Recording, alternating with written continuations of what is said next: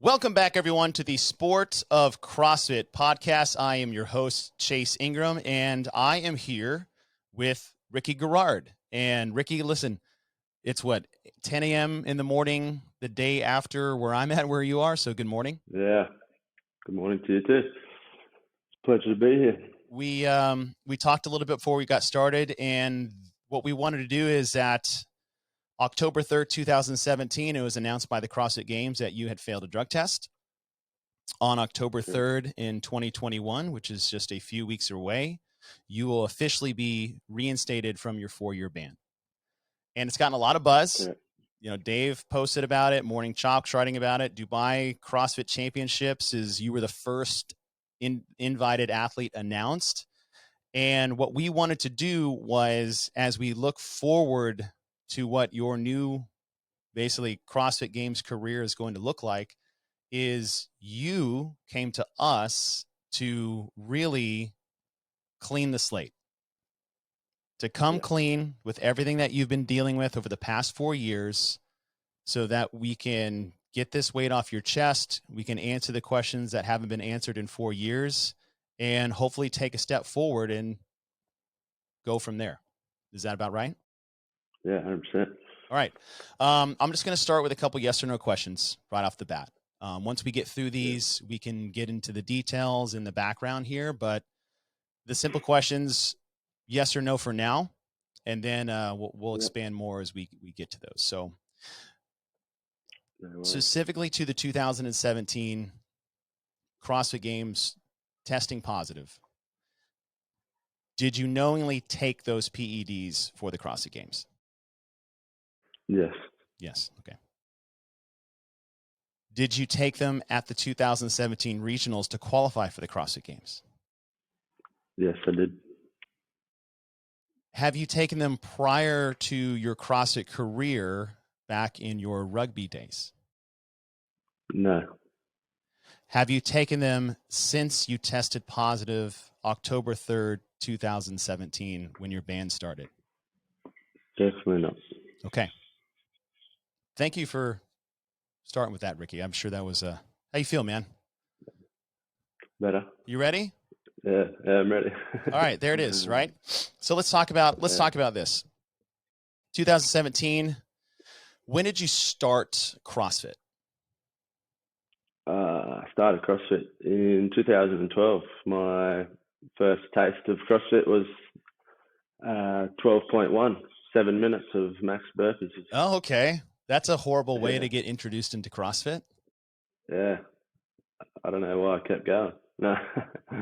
When did you start competing in CrossFit?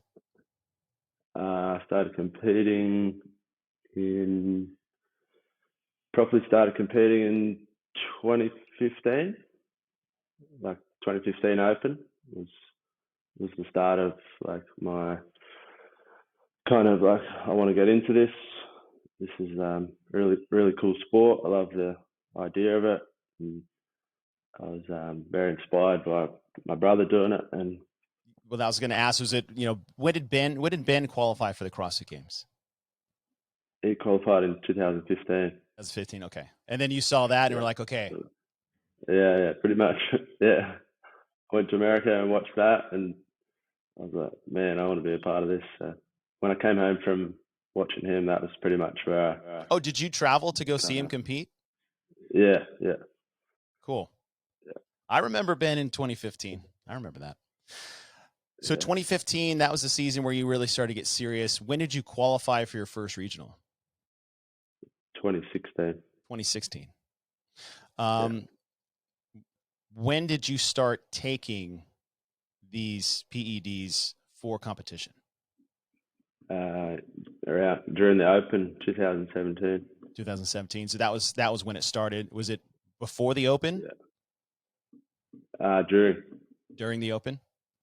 Yeah. And the two substances that you got popped for at the games one was called testosterone, sorry, and the other is Endurobol.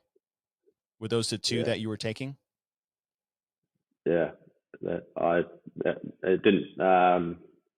didn't specifically say those ingredients on the supplements that I was taking, but that's the ingredient that was found in them. Yeah, they have these like weird numbers, but these are basically like the generic terms for the broad stretch that it is. So it didn't say testosterone on the bottle that you took, but that was what was in it. Okay. Yeah. What supplements were they? That was SARMs. SARMs? No. Supplement. Was it just called SARMs, or was it like a specific like? Yeah, it was Rad 140 was one, and then GW. It's like 19 or 15, something like that. And we'll say this. What was the reason you decided to start taking these in the open?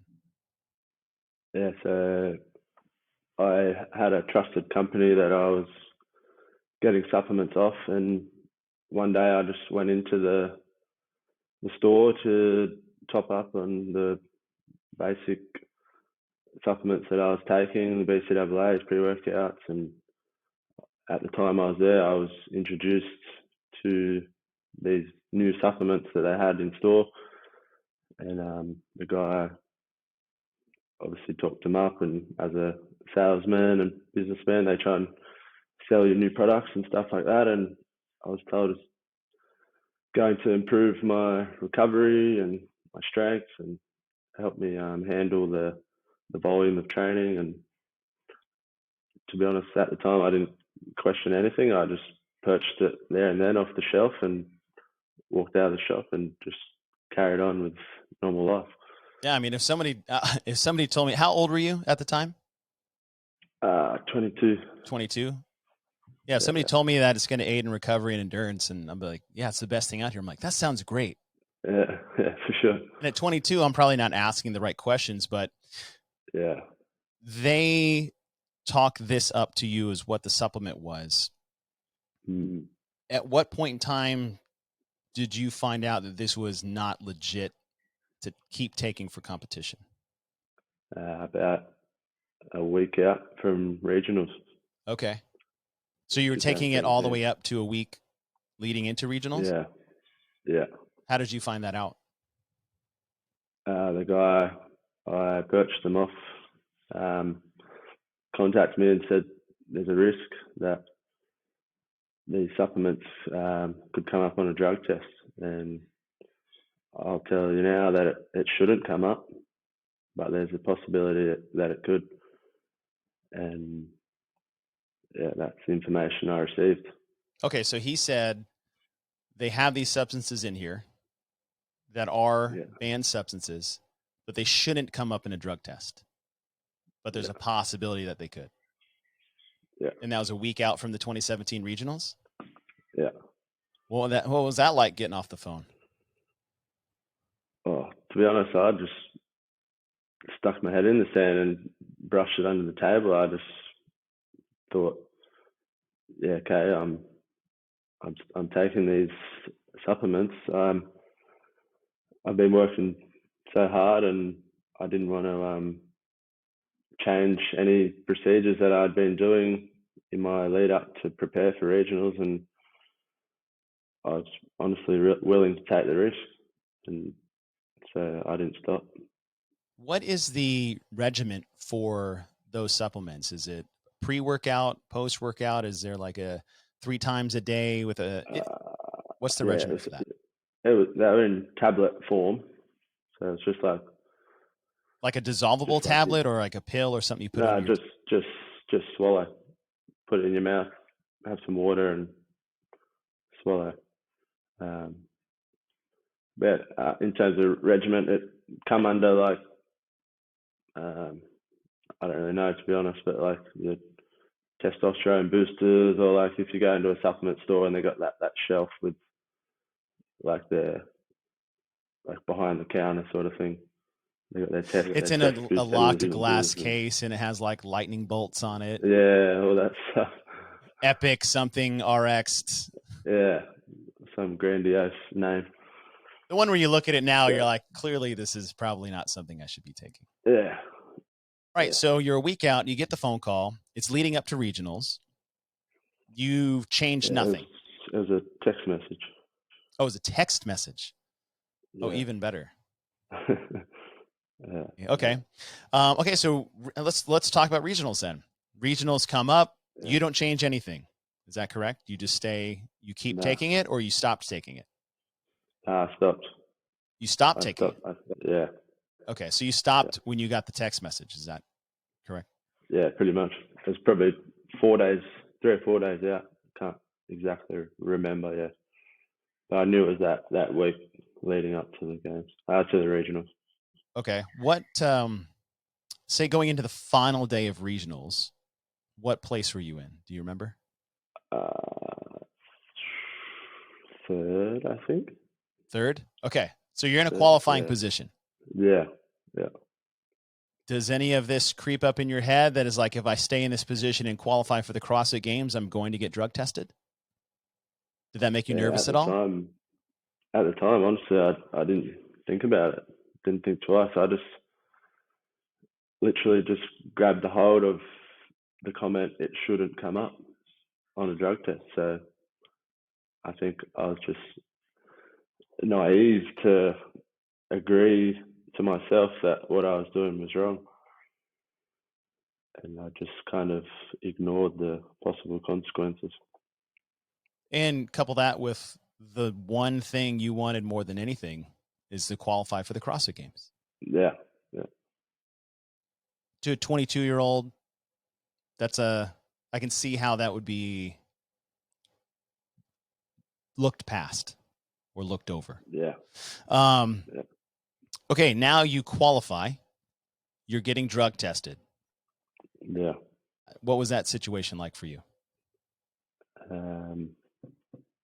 Yeah, I wasn't afraid. I honestly wasn't worried. I wasn't like scared because I know there wasn't like a point in time where like I knew illegally that this was a completely banned substance in sport. I thought it was like I just was taking the advice from the wrong person. I didn't grab it with my own hands and treat it professionally like I should have. And yeah, I just kind of rolled with that. It's not going to come up. Stuck my head in the sand, ignored the red flags, and yeah, I was mainly just excited that I'd made the CrossFit Games. Who was your coach at the time? Didn't really have like a specific coach, but I was following a program. Okay. Was Ben kind of your coach or your brother? Yeah. But yeah. Did Ben know about this? Yeah, he knew. Yeah. Did he know? Did you share the text message with him? No.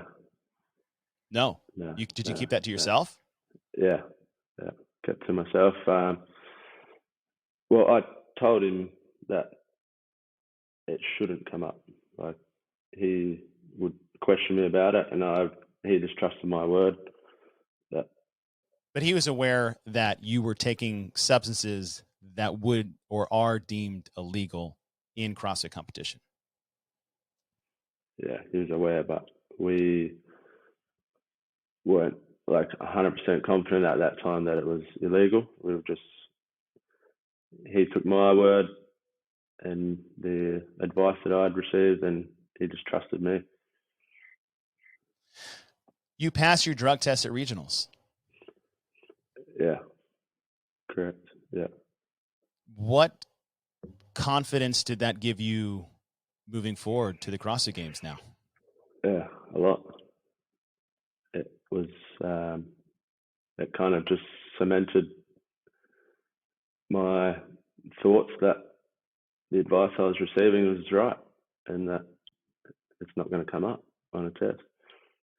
So did that encourage you to get back on it prior to the CrossFit Games? Yeah. I continued to take it after that. Yeah. Okay. Let's see. Let's go CrossFit Games now. Showing up at the CrossFit Games, you took it the whole time during at the CrossFit Games and leading up to the CrossFit Games, correct? Yeah, correct. Yeah. Okay. And it was the same two. Was it the same two substances in one supplement or two separate supplements? Two separate. Two separate. Yeah. And one was for the endurance recovery, and then the other one was more like anabolic kind of HGH. Is that right? I honestly don't know, but it's for strength. It's for strength, like strength gains. Is the other one? Yeah. Okay. Did you get worried at all during the weekend, or since whatever happened at regionals, you just never gave it a second thought about possibly getting caught? Yeah. After regionals, that was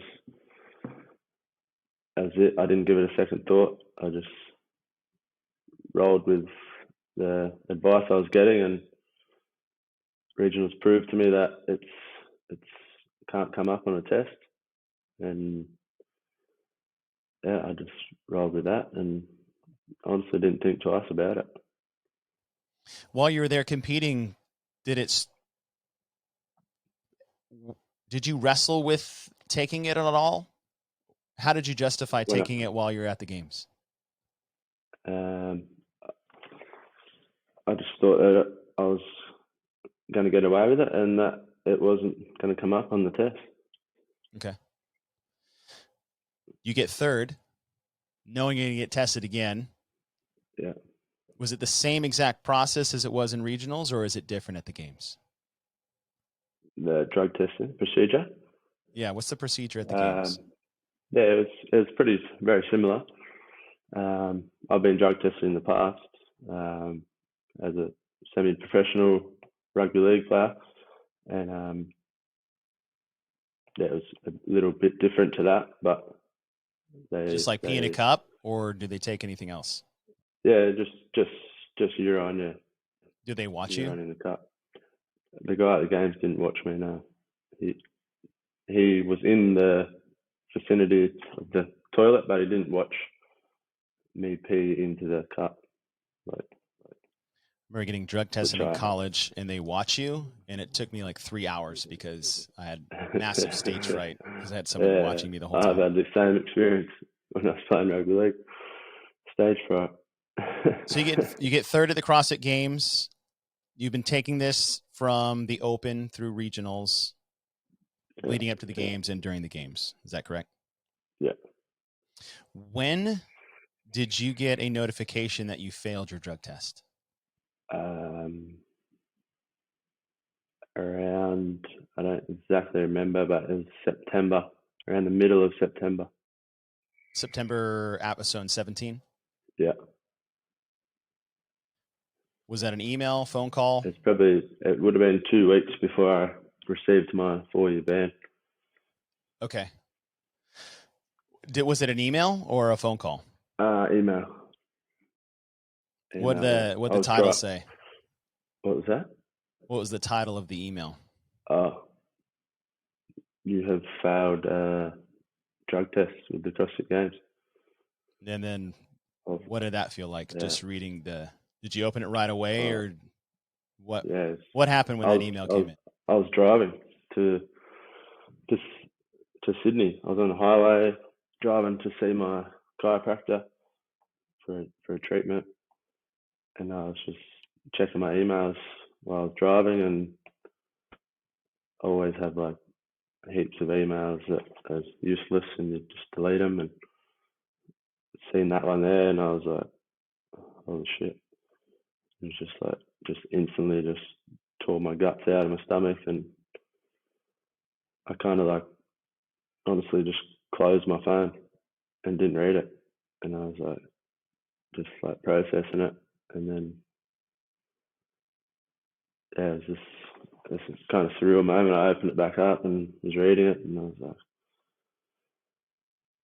yeah, goddamn. What was the next step after that for you? Now I just had the opportunity to appeal it, and they asked if I wanted to test my B sample, and that was pretty much the two options. Did you appeal and have them test it? Yeah. And it came back same? Yeah, came back the same, yeah. Same result. Who contacted you? Specifically? Who? From Yeah. CrossFit? Yeah. CrossFit. Curtis. Curtis? Yeah. Yeah. That's not a guy I mess with. Curtis is all business. Okay. So you got the notification September. Yeah. Right? And then you said as a few weeks before the October 3rd date, which is the date that's approaching. That's when your ban officially started.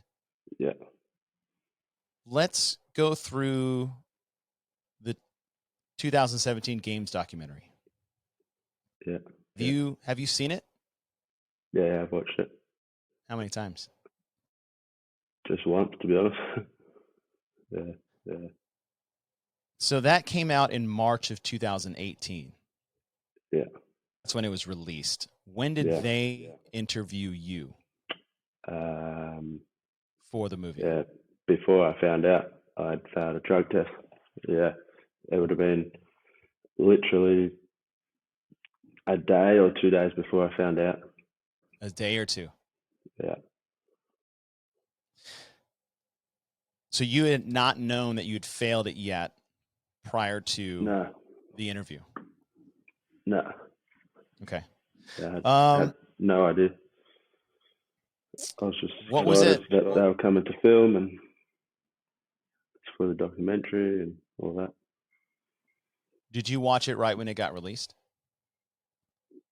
Yeah. I'm sure you're curious what it looked like. What was it like watching that? Yeah, it was tough. It was it was hard to watch. Did you watch it with anybody or just by yourself? Yeah, with my ex-partner. That must have been really hard. Yeah, it was. It was a tough pill to swallow. I was a bit disappointed in the way that it was approached and how they came out and filmed me, and they met my family and showed them around the gym and my town, and it was like a really good time. We became like good friends with the people that were filming, and yeah, in the end, it was just like it was a bit of I felt like a bit of a setup. Yeah. Did you feel like anything was misrepresented in the film? As far as the information that was given, aside from, your personal feelings towards the situation, was there any information that was not correct in the film? It was correct, but not correct, if you know what I mean, because they asked me if I had ever taken steroids, and I haven't taken steroids because what I took is not steroids. Well, I was going to ask you about that. So the question was to you, have you ever taken steroids? Yeah. And you said no. Yeah. And was that more of a semantics answer? Like, I haven't taken an actual steroid, I took this instead? Yeah. Was that why you answered the way you did? Yeah. There was more said at the filming of the documentary, but obviously the way they made it was cut to. Right. What was the extension of your answer? Do you remember? Not exactly. I know they asked if I'd taken steroids and I said no, I haven't, and I never would. I'd never touch it, and I couldn't look close people in the eyes if I had. But that was just at that time. I didn't see what I was taking, which was illegal, on the same level as steroids and something that you inject into your body. It was something that I stumbled across. It wasn't a planned move to seek this unfair advantage and do extensive research into this amazing drug that can help me achieve my goals. It just became something I stumbled across and was introduced to, and along the lines of taking it, it was found out that there was a risk, and I pretty much just accepted the risk that I was taking and took advice from the wrong people and ran with it. I didn't never put it on a like steroids is like I see as a So you saw it as two completely different things. Yeah. But you understand how people will just say it, you know, whether there's not levels, right? It's an illegal, it's illegal, it's a banned substance. You were told that it is an illegal banned substance and you could have the risk of getting caught. Yeah. And I understand that now, that just at the time of that filming of the documentary, that's how I perceived it. And so a lot of the questions that you answered and, you know, the quotes that you have back then are predicated around that you didn't see it as the same level of cheating, though you do agree that cheating is cheating. Yeah. Performance enhancing drugs are performance enhancing drugs. Yeah. It's on the ban list. It's illegal to take in sport. You had a quote in here, and this would be, I'm sure this is a tough one, but when you were answering the question about steroids and say, I couldn't do it, physically couldn't do it, couldn't look my dad or my brother in the eyes and say that it was legit. After that comes out, how did you handle that situation with your brother and your dad?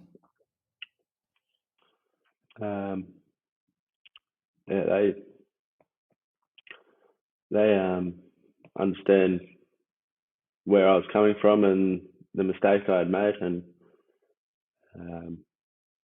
they just knew it was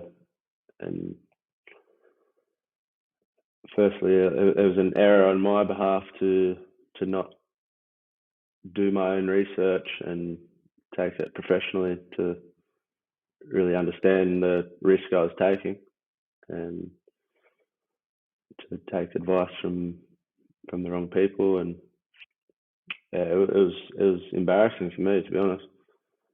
Like, I struggled to accept it for a long time, that I'd fucked up, and I couldn't go anywhere without feeling ashamed.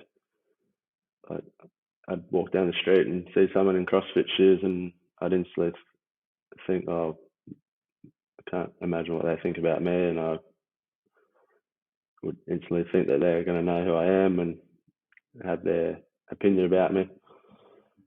And the family side of things was tough. I just had to accept it, and they were just there to support me through it and understand my mistake, and just be there for me mentally in the end. How's it with him now? Yeah, it's great. It never changed, to be honest. Like, they've always had my back, and my dad's been a massive part of my life. He was my coach since I was 8 years old up until I was 18, 19. But he was my rugby league. It was a sport I played since I was 8 years old up until I was 21 when I got right into CrossFit. And yeah, he's a big part of who I am and the person he's turned me into, and he supported me for a long time, and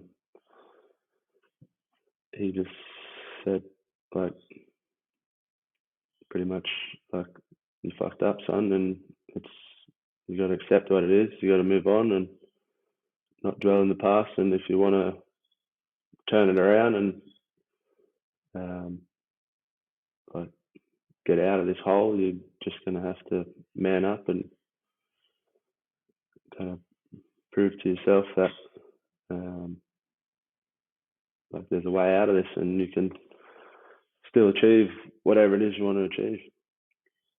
And this is a step to that for you now. Yeah, for sure. You Finally, it's been 4 years, man. Yeah. What's why now? Is it because we're about to be reinstated, or you've just been afraid to come out? Why now? Yeah, I think honestly it just took me a while to accept within myself that I'd fucked up and I'd made a mistake, and that I had taken the risk, and I was a bit insecure and vulnerable to, or egotistical to accept that I was the one that fucked up. And I think my young levels of maturity just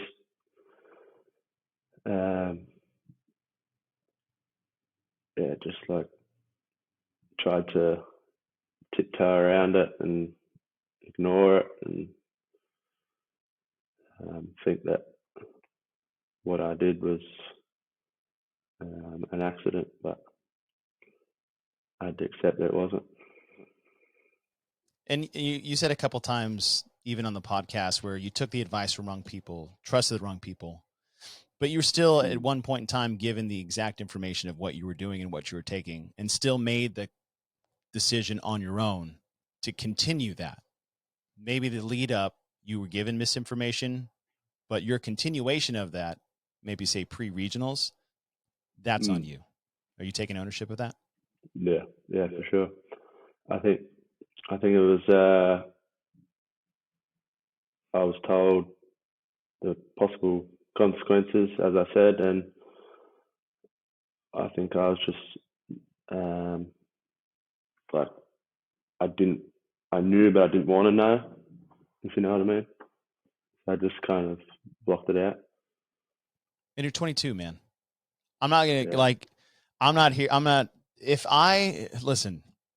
If the worst moment of my life got put on a 2-hour documentary for the entire world to see, I can't imagine how I would react to that. I'd probably hole up for 4 years too. Yeah. You know, I've got plenty of things that I am not proud of from the ages of whenever to even currently, that if that got displayed for the entire world and I was judged by that one moment and didn't learn from it, like everything bad that's happened in my life, I've turned into a lesson and tried to grow from that. Mistakes will happen. You're not the devil, Ricky.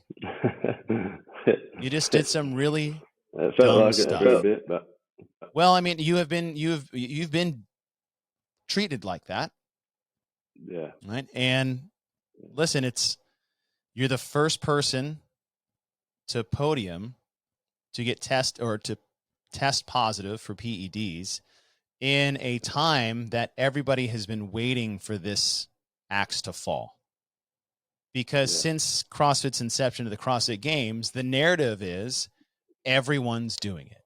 You can't compete at the CrossFit Games without being on steroids. You can't train the way they do without taking something. And you hear that from all communities outside of CrossFit, and even just the trolls that are in every sport and every community, that some just come in here just to say shit like that. But like, they have been waiting for this to happen for 11 years up into the 2017 regionals, and it fell on your head.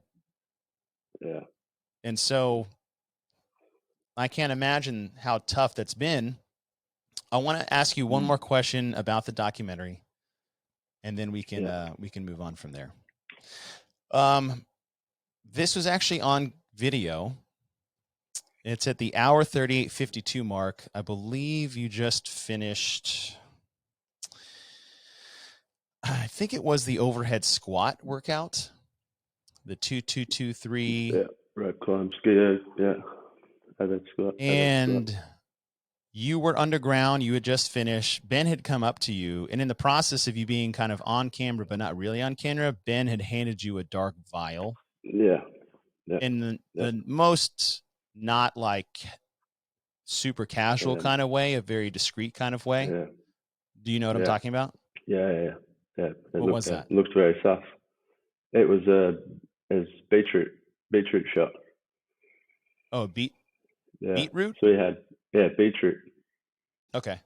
Yeah. Had beetroot in it, beetroot, turmeric, and like MSM, just like it was we made heaps up for the duration of the games. Oh, you guys made those? Yeah. What's the benefit for that? Oh, it's just to like improve recovery. We were having it after the workouts. To beetroot's designed for, or there's studies on it that helps improve the oxygen levels of your blood and promote recovery and blood flow. And turmeric was in there for inflammation, to help with that. And so there wasn't any of what you were taking in that. That was just no. It just looked sketchy, but that was the cleanest thing you did on the entire documentary. The cleanest thing you could take ever. It was just one of the. I know that question's been out there. Yeah, I know. It looked very sus. It was just it was actually before an event, that one. Oh, that was before. Yeah, and it was just like I was walking around all nervous and like trying to warm up, and Ben passed me that thing, and I was just walking around, taking it, just kind of eyeing off people around me, and just the way it presented looked very sus. So I see they used it as a great opportunity for the documentary. Yeah, it was so short, and nobody really drew a lot of attention to it until I think later. I feel like it's come up more maybe the last year or two. Now people, they go through and dissect everything that was on camera. One more about the games. You said Ben really didn't know anything about what you were doing. He just trusted you at regionals. How much did he know at the games? Yeah, it was the same. It never changed from regionals. He trusted that. He trusted my word. Now, was it the trust of I'm not going to get caught, or was it the trust of this is okay to take? Both. It's okay to take, and it's not going to come up. So he was under the impression that you told him this was okay. Yeah. But that was a lie. Yeah. All right. The announcement falls October 3rd. You take to Instagram right afterwards. And this is where, most people go certain ways. The classic of, I didn't know I was taking, or someone gave this to me, or it was contaminated, or the kiss my boyfriend one. I mean, that didn't apply to you, but there's a lot of people never really taking ownership. One of the first lines you had in that was, I own my own actions. Yeah. Do you feel like you were doing that at the time? Not 100%, no. In that post that you had, you wrote, it's tough to be on the receiving end when I know and have seen other top athletes in the sport intentionally outsmarting the system, getting away with it, and ruining the integrity of the sport. Now, coupling the phrase of I'm going to own my own actions and then following it up with that doesn't seem like the same. Yeah, it was a very immature response. It was something that I brought up to, I think, help myself deal with the heat and what I was going through. I did see something, so I didn't make that up. and I did take that to CrossFit headquarters and mention that because they were chasing me up about it. And I told them what I seen, and it came back to me that I had mistaken what I'd seen, and there was nothing wrong with it, and it got cleared, and that was the end of that. Are we talking about Matt Fraser? Yeah, you could say that. Yeah. He had just recently come out on a podcast, I think it was like in May, discussing you mentioning him to CrossFit as the one you were talking about. Yeah. What did you see? Yeah.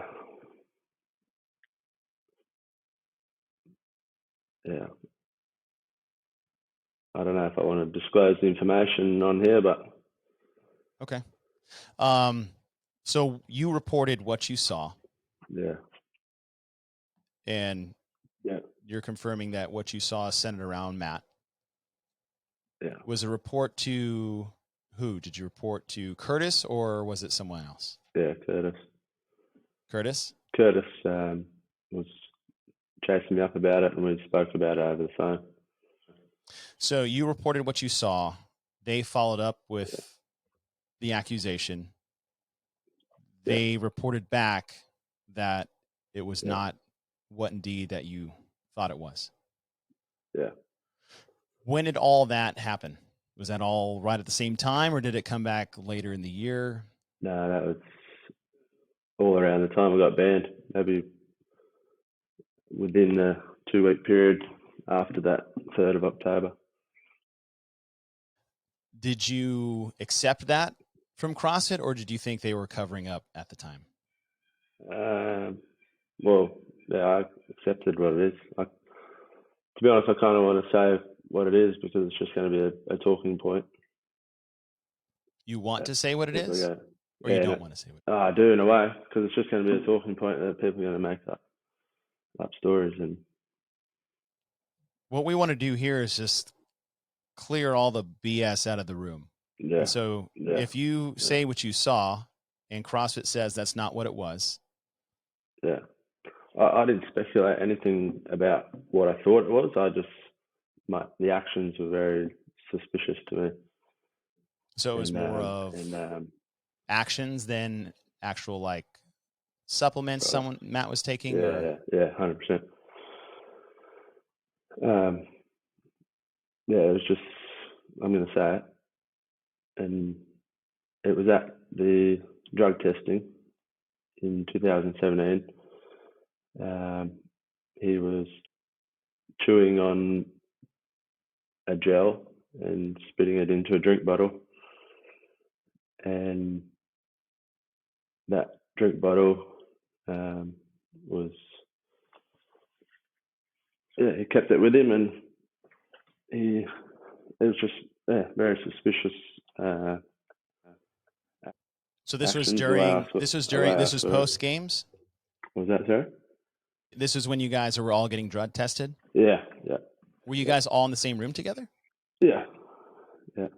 And so you say he was chewing on a gel and spitting it into a drink cup? Yeah. Or what appeared to be a gel? Like a Mount Franklin, like sort of drink bottle. Yeah. Yeah. And what about that gave you pause or suspicion? It was just that the fluids, that like the water was changing color, and like it was just something that he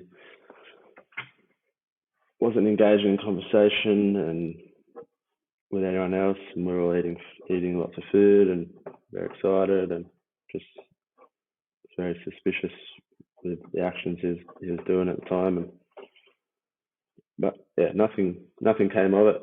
CrossFit came back to me and just said did CrossFit say what it was? Chewing tobacco. Okay. And after seeing that play in your head with that scenario, Do you believe that that's what it was?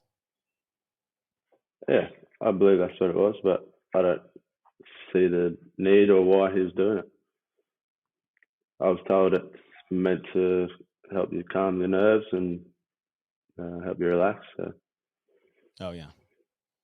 and you can buy it from a lot of service stations in America. So Yeah, yeah. It's kind of everywhere. yeah, In fact, a lot of the Australians I swam with in college did that crap all the time. yeah, yeah. I tried it once and I just like threw up immediately afterwards. I think I did it wrong. Okay, so you test positive, you come out with this. There's an accusation of Matt. CrossFit comes back and says that's not what it is. Yeah. Have you talked to Matt since then? I spoke to him a little bit about it on Instagram, like early on near my band. Early on, in the beginning? Yeah, yeah. Have you talked to Yeah. him since? No, Are you going to reach out to him?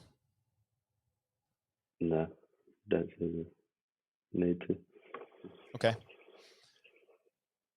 So that was, let's see, okay, October, that's when the post was. When did, let's see, Redeemed and Dominant comes out in March of 2018. After that comes out, obviously you were upset. Yeah. What was the next thing that goes through your head after that comes out? What's that? That I What'd you feel got like? banned? Yeah, no, after the documentary. So the documentary's now come out. We go through all that. Post documentary, you watch it. Clearly, you were upset by the way they came into your home and then it was presented on camera. Yeah. What's next for you after that? What are you doing? It fired me up. I wanted to prove to myself and to everyone that I don't need this supplement. Like, I genuinely and honestly believe that without that supplement I was taking, I still would have come third at CrossFit Games. But I was living and breathing, and still do live and breathe CrossFit every day. And it was just, at the time,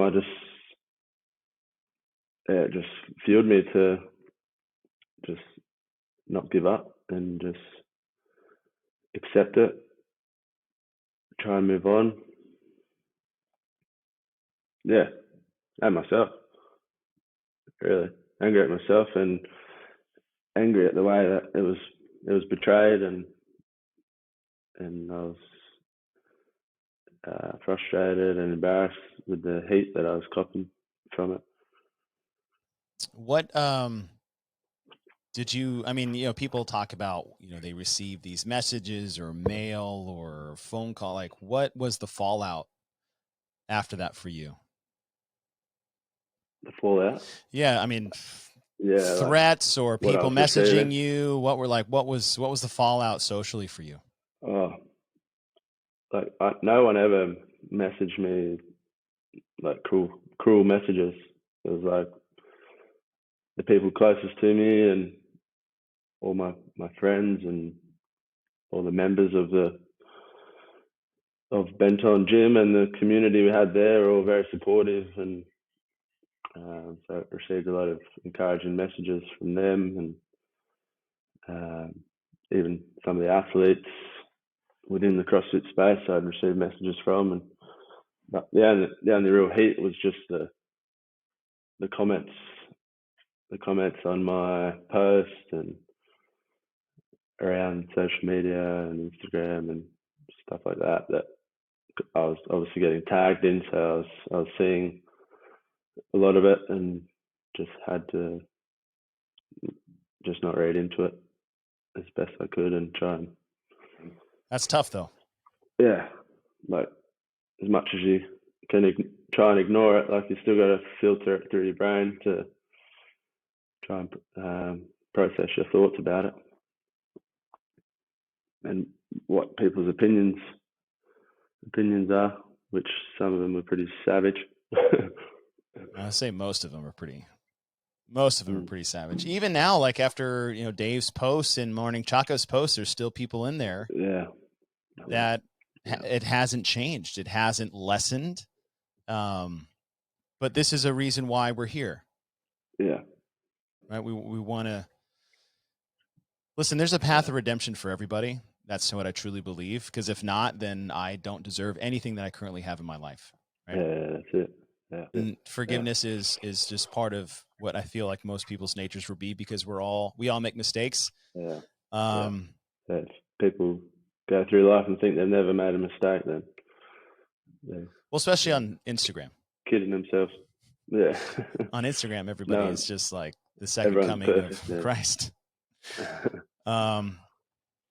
Have you talked to Pat Vellner? No, I haven't. At the time, it was just like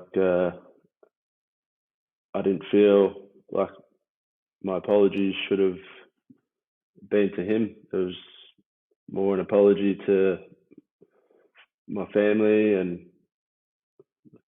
my close circle of people, the members at the gym, and my coach and my sponsors and all the people that were behind me and my fans and stuff like that.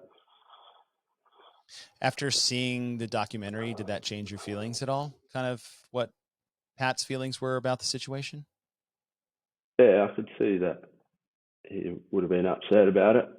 And if I was in his shoes, then I would have felt the same. But at the time of the games, I still believe that, like, I knew what I was taking was a risk, as I said, and I didn't think it would come up on a drug test, and I didn't put it on the class of steroids, and so I think I fairly beat him. That was my perception. What about now? Yeah, it's probably not fair to say that I beat him now, because it was wrong, wasn't it? It's illegal what I was doing. Do you have any plans to maybe reach out to him in the future as the season starts approaching? I've thought about that, but it's kind of like, I feel like he'd be like, yeah, whatever, man. That bus is left, like, too late. I don't think that bus leaves for anybody, honestly. Yeah. Switch the positions, like you said. 4 years later, someone comes and just says, hey, I screwed up, I'm sorry. Would you appreciate that? Yeah, I suppose, yeah. Right? Yeah. I would. If I'm just going to speak for myself, like, listen, I appreciate this, what we're doing right now. And that's this is 4 years in the making, right? Yeah. Yeah, that's it. So I appreciate what you're doing now.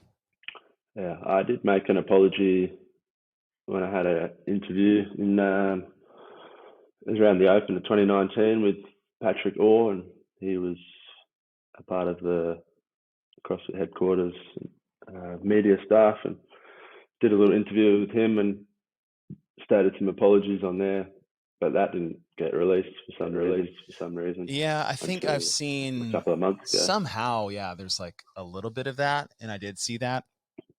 But yeah, I think, 2 years removed from that, I feel like you're further along now with how you feel of what happened than you were then. It seems. Yeah. Oh, yeah. 100%. All right, so we're past that. We get into the season. When did you start doing these comeback camps?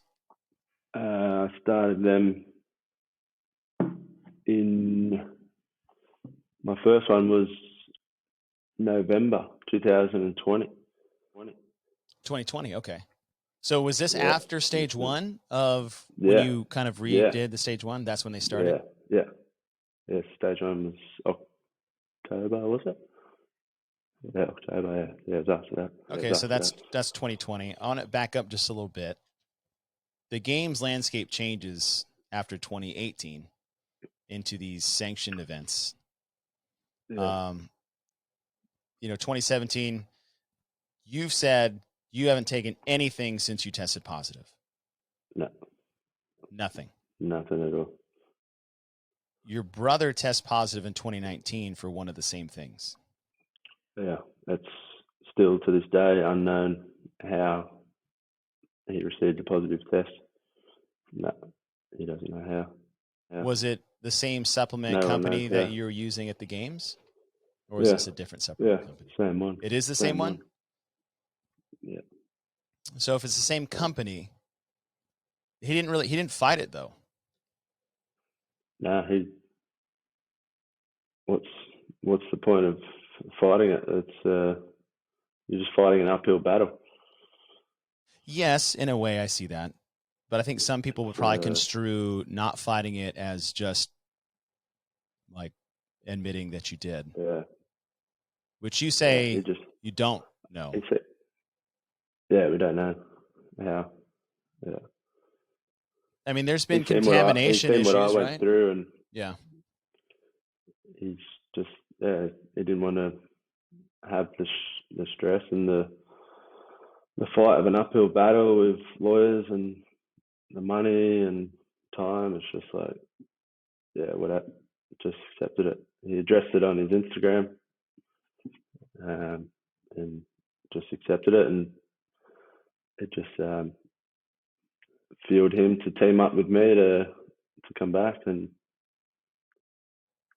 well, I definitely saw him fueled up in one of your videos from the stage one. Are you still with that supplement company, or have you changed supplement? No, I'm not with any supplement company. Do you take any supplements right now? No, nothing at all. No supplements. No, nothing at all. Except for beetroot juice. Yeah, is it beetroot or is it beetroot? Beach. I don't know how you say it. We say it beetroot. Beetroot. Yeah, I don't. I've proved to myself that you don't need supplements. Okay.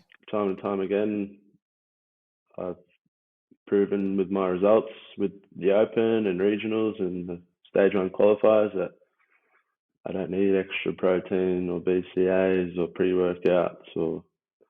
So you take nothing. All the gimmicks that that industry try and sell you. It's just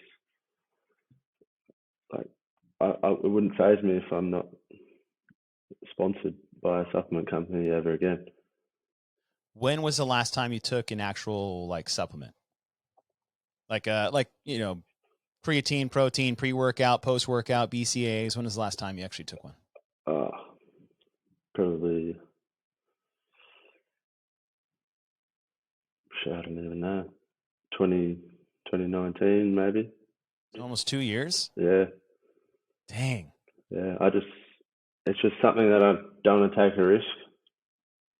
Like, now that I'm so aware of it and watching all these documentaries and about other sports and athletes and people testing positive for just basic supplements, it's like I can't take this risk. All right, so we moved to 2020. You do the stage 1 events on your own. Was it right in along the same time, or was it a day behind? How did you set that up? Day behind. A day behind. Okay. Yeah. I was working at the time. Okay.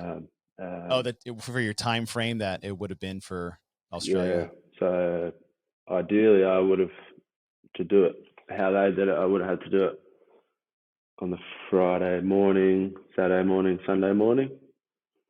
But I had to work those days. I had to work on the Friday, so I didn't start mine until the Saturday. When you tackled these, the perception of the public is still what you were in 2017 because we haven't seen you. And so though you may have grown as an individual and as an athlete and are making your way better strides, saying you haven't been on anything, this video comes out in 2020 of you finishing Nasty Nancy and you beat Matt. And I mean, I'm sure you know exactly what I'm talking about. And the way that finished and how you presented yourself on camera with, you calling Matt a word we don't say in the States, but you guys say freely as if it's just like buddy or pal, which I'll never get used to, saying that you're coming for him. And then your brother is absolutely losing his mind in the background. And to a novice viewer, all that looks like is just another roid fest of intensity and rage, right? Yeah. So people take that like they naturally do, isolate it, and then just that was the talking point for the next 6 months. And Dave was posting about you while you were competing as well and doing this on the side. Yeah. Did it feel like 2017 all over again, just with the noise and the fallout and the accusations? Nah. What did it feel like? Nah, not at all. It was just a release of emotions that I had been through the last 3 years at the time. And Matt was someone that I set as my benchmark, and he was my challenge, and he was the guy on top, and he was where I wanted to be. So that whole 3 years of training and all the hard times in the gym and all the hard work I'd put in, I was comparing my efforts and my times to him to gauge where I was at.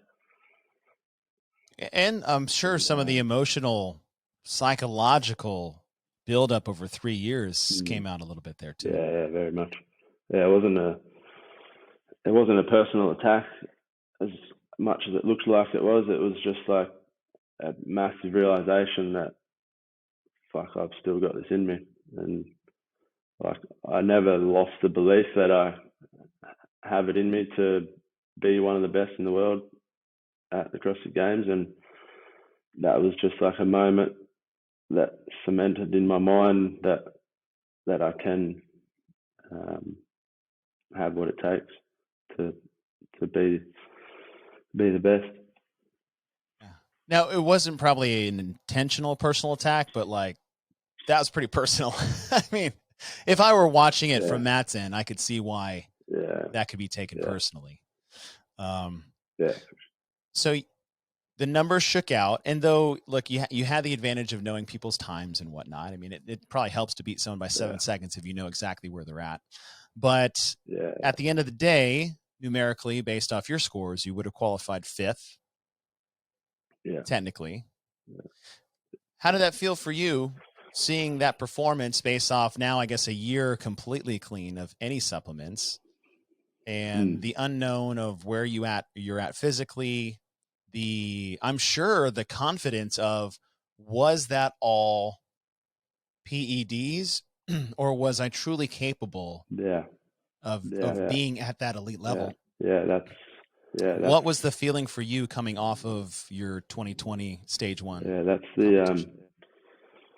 that's the frustrating thing that I've had to deal with personally, is that why did I take this risk in the first place? Like, I'm capable, and I just want to send a message out to people that think that it's some magic supplement or ingredient that you need to take to make it to the CrossFit Games. You're completely kidding yourself. Like, it takes hard work and dedication every day to be there, and I respect every athlete that will do it clean and get back to, well, like get to the CrossFit Games. Like, it's an immense amount of training. It's like a massive toll on the body, physically, mentally, and after the 2020 stage 1 qualifiers, it was like, I know I had their times to chase, and like, obviously that does help, but I still had to put in the effort and the work to obviously get those times. And that's not really how I wanted to do it, but it's just the way it played out with work, and I had to work a job to make ends meet. Like, I needed money to pay the bills, and I couldn't just train full time until recently. And it was just a was just an opportunity at the time that I took with both hands. Like, I hadn't had that opportunity to compare exactly where I was at, and not at that level, right? The best one you could have was yeah, probably the Open, which isn't really a comparable yeah, thing, but now you had what was yeah, considered a online CrossFit Games format. And so, yeah, yeah, this was the yeah, first time you could compare yourself. yeah. It was with the whole COVID scenario and competitions not going ahead face to face. It was kind of a blessing for me to take the opportunity and cement that belief that I'd been holding on to, that I still can mix it with the best. How'd you feel getting a shout out from Dave Castro in the middle of that? Yeah, I was stoked.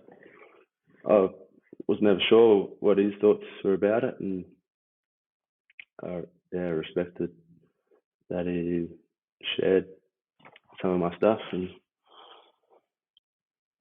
I thought it was good.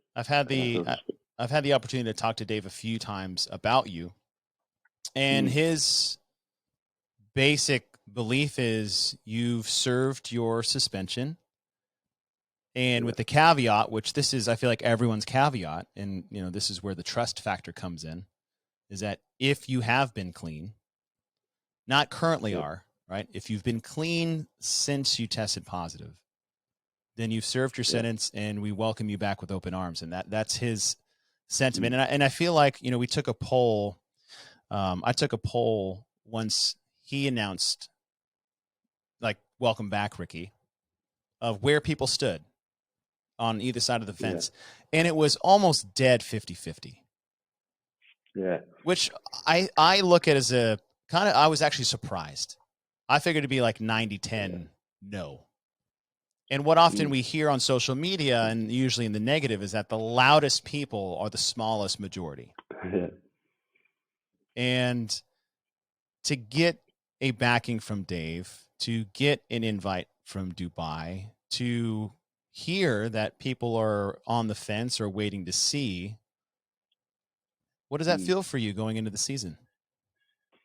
Yeah, I'm stoked that people, and they should be, confident and have the belief in me that I deserve to be there, because I've never changed my opinions of that, and I respect the other people that believe that I deserve to be there as well. And yeah, I see it the same. I obviously made a mistake and fucked up. I got the 4-year ban, played by the rules. I've served my sentence, and whether people think I deserve a second chance or not, it's their opinion. It doesn't really matter, because I'm the one that had the choice to come back. I could have. How old are you now? I could have 27. Yeah. I mean, that's prime competition age, really, for a lot of CrossFitters. 27. Yeah, I can feel that.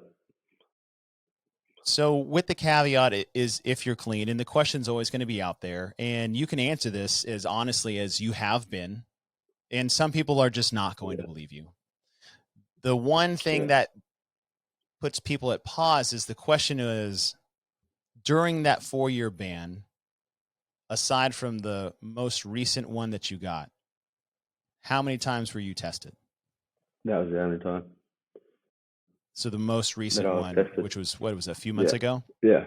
A couple of months ago. So CrossFit never tested you during your 4-year ban? No, they didn't. But I was still on the whereabouts contact list. So I had to register where I was, my current address, where I was living, where I was training, if I was traveling anywhere, holidays. I had to constantly update my information. I was going to ask, how often do you have to update all that information? It was quarterly, I'm pretty sure. 3 months. But that was for a 3-month period. I had to state where I was across that 3 months. Oh, so you had to be in that location that you designate for 3 or 4 months until you changed it. Yeah. Now, if you were going to move locations, did you have to immediately update it, or were you not allowed to move? No, I had to update it and let them know. You're aware that people are going to hear that and not believe you, right? Yeah, we'll ask every other athlete because everyone has to do the same. I just mean they're going to hear that you haven't been tested, and they're not going to believe that you haven't been using. You're aware that's just going to happen. Yeah. You're aware that no matter what you do, there's just going to be people that are just not going to root for Ricky. Yeah, 100%. That bother you? Not at all. Feels me. All right. Yeah. I know there's people out there that are closed-minded and you'll never change their opinion, but I don't have control of that. So. And you're right. You have control of you. Yeah. You have control of your own actions. You have control of how you act, how you train, how you've already discussed, like you haven't taken a supplement in 2 years because of that reason. Yeah. And you have an opportunity, which is what we're doing now, is to clean the slate. And moving forward, you're in control of your own actions. You're in control of your own fate and your own destiny. And you're in control of how people you're not in control of people perceive you, but you are also in control of the face that you put on for people. Yeah. People say this a lot. CrossFit's in the games has always been this very like positive community, everybody loves everybody type feeling athletes along. And they've always said that CrossFit needs a villain or CrossFit, but someone who's actually good. Because it doesn't do any good if like you're the bad boy and you suck at CrossFit. Like that doesn't matter, right? And so what people are starting to label you as is you could be that guy. Do you want to be that guy?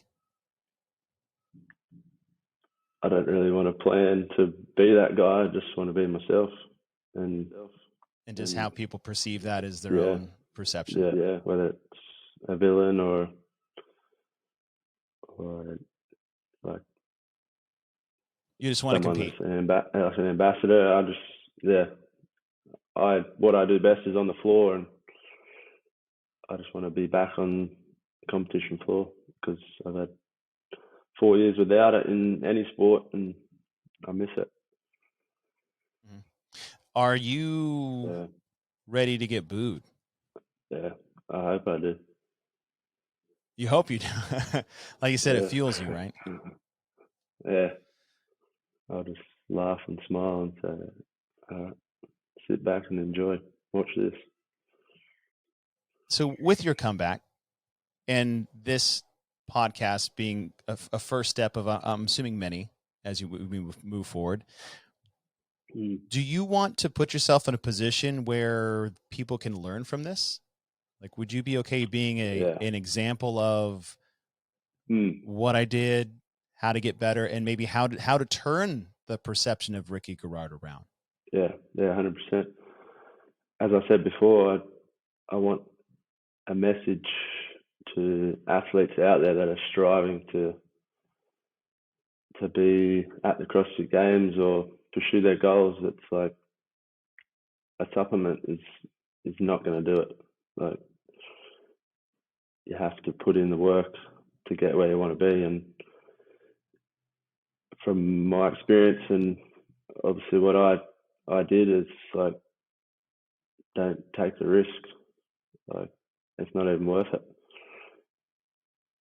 Like I didn't achieve or receive any noticeable benefits from it when I got off it. And I've continued to improve since 2017. And I know that I'm way fitter and stronger than I ever have been. And that's without any supplements. So, do you think CrossFit? Do you think CrossFit's doing enough to catch people who are cheating? I think they've stepped up their game now. Yeah, 100%. Yeah. which is awesome. I mean, I feel like there was so many this last season leading up to through semifinals, and then we've seen the fallout at the games.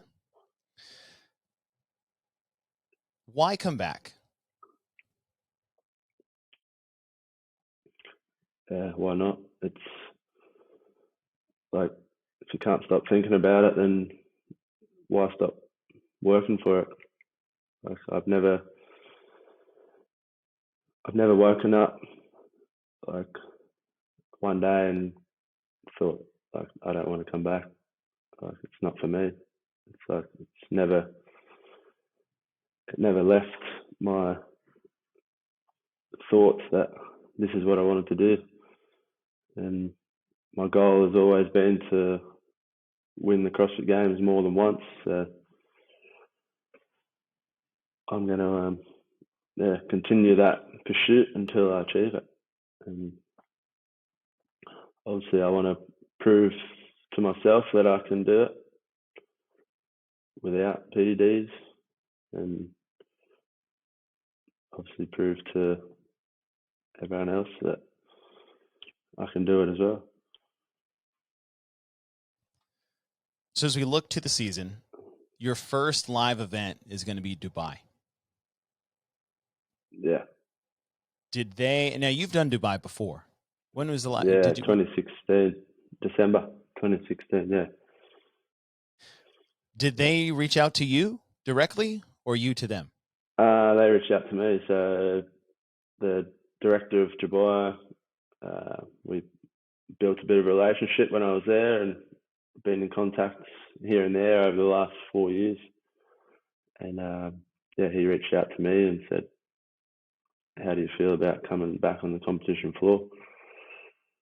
And I said, man, I've been waiting a long time for this moment. And he said, we'd love to have you at the Dubai Fitness Champs, and we're going to send you an invite. And yeah, this was only a couple of days ago, and honestly, it's the best feeling I've felt in a very long time.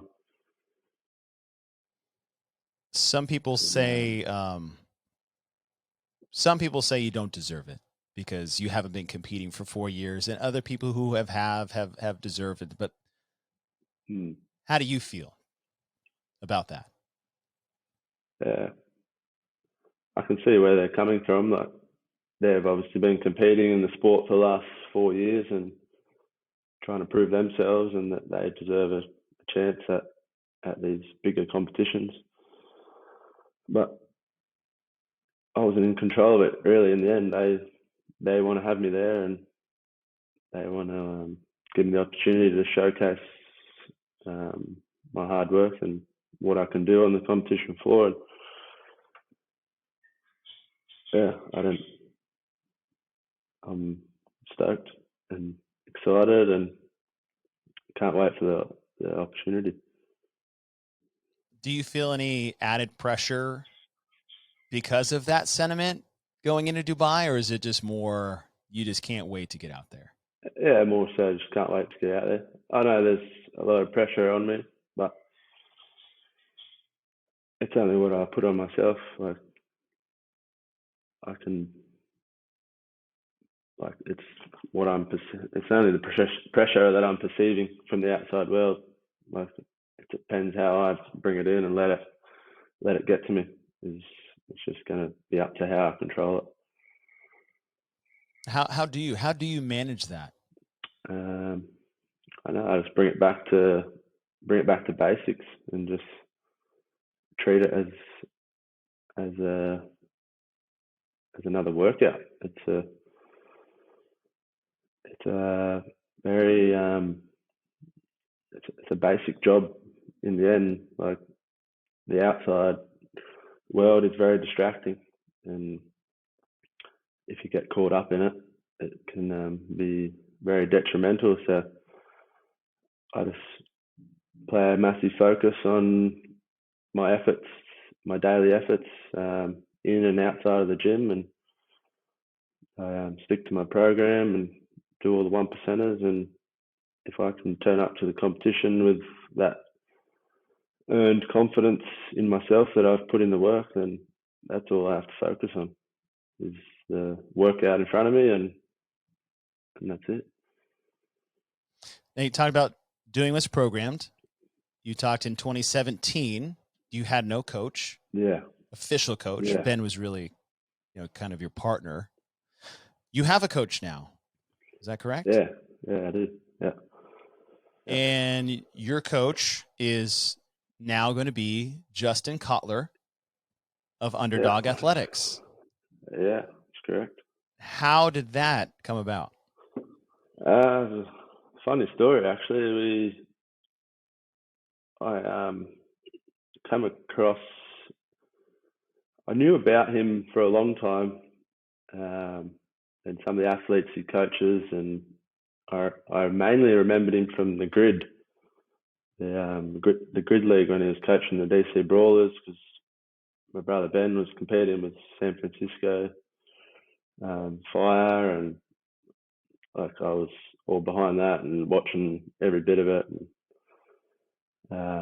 it just came to a point where, like, I wanted a coach that was committed to me and my journey, and it was something that I didn't really grab hold of in the past when I was competing. And I thought of him just randomly, and just kind of started looking at his athletes and listened to some of his podcasts, and really liked his approach to things and his attitude. And I was thinking on it for a long time and saying to myself, I'm going to reach out to this guy. Like, I can't stop thinking about it. Like, I think it would be really good. And one day I was listening to a podcast that he was doing, and the guy on the podcast asked him if there was one person or one athlete in the world that he would love to coach, who would it be? And he said my name. No way. Yeah, this was without. And you hadn't talked to him. We hadn't had any contact whatsoever. Wow. Okay. Yeah. So you had already been thinking about reaching out to him, and he mentions you by name, totally randomly. Wow. And I was like, wow, that's crazy. That's a sign from the gods. That is a sign. Wow. Yeah. So how did that first conversation go? Yeah, I just instantly reached out after that and literally told him that story and said, like, dude, we need to get on a phone call and have a chat. Like, I bet that tripped him out a lot, because Justin is he looks into that stuff a lot too, like signs, spirit, like, the stars aligning or the universe talking to you. So he's very much in that same vibe. So I could see how you guys really mesh. But the one thing for Justin is that, you've really been the isolated, would say, antagonist of your own story, right? There hasn't really been coaches or families or that have been really part of what you were doing at the time and what you've gone through. Are you aware of the position that Justin's going out on for you, as he now takes basically not ownership, but responsibility for you moving forward? Yeah, 100%. It's a massive job that he's taken on, and he's pretty much going to bring the limelight that I've received onto himself and his athletes and his brand. And I'm super grateful and respectful that he's willing to bring me on board and help me out. And I want nothing more than to do him proud and do his business proud, and be with his athletes and achieve some big goals. What's on the slate for you leading up to the Open this year? You have Dubai coming up. Anything else on the calendar? Yeah, I'm doing the Wodapalooza qualifiers next week. Okay. Yeah, that does start next week, don't they? Next Monday, I think it is for me, or Tuesday.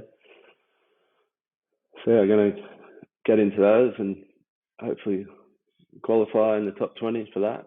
and get on over to Miami in January. Is the plan to go from Dubai across to Vegas and hang out with Justin and the crew for a bit. Okay, so you're gonna go. Are you gonna stay there for some time after Dubai? Yeah, a couple of days.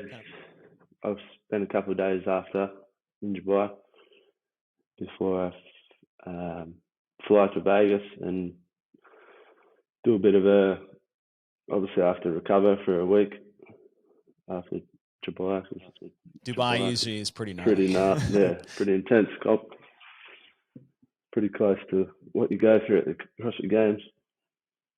Yeah. How long are you going to stay in Vegas for? Probably a bit over a week before I head down to Miami. I guess, yeah, it is that close, isn't it? Quick turnaround, yeah. I think it's the 14th of January. And then Miami, will you go back to Australia? Yeah. It's hard to get back, though, man, for at least what you guys are still going through. Yeah, depends on what's happening here in Australia.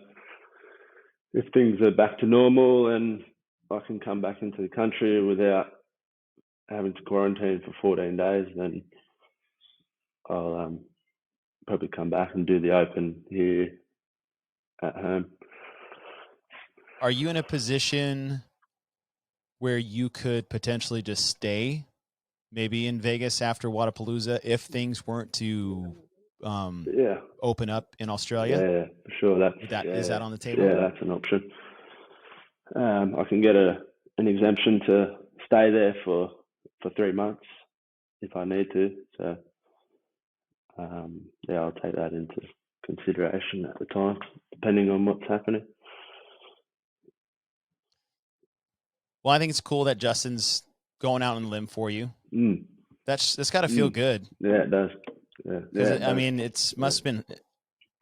I'm assuming that the opportunities in Australia are not there as you would want, and that's why we're reaching out or we're looking out. Yeah. So that must be tough, but at the same time, the way it all shook out, that's got to feel good. Yeah, it does. Australia's like the opportunities over here are far less within the CrossFit space than America. So I think the more time I can spend over there, the better it's going to be for my career. So I'm grateful that Justin is keen to work with me, and I'm super pumped to firstly meet him in person and start getting to work. So as we wrap things up, Ricky, first of all, thank you for coming on here. Thank you for your honesty. Yeah. What does this is going to be a storyline that's going to stick with you, right? And what you want to write now more is a path to redemption. What does redemption, forgiveness versus deserved and earned look like to you moving forward? Say that again. Redemption. What's that path look like for you?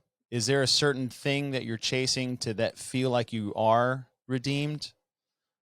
Is it public? Is it more personal? What is that for you? I'd say it's more personal, just for me to earn my spot back on the competition floor and earn my my title that I belong in the top 10 or top 5 CrossFit Games athletes in the world. And the competition floor is my favorite place to be, and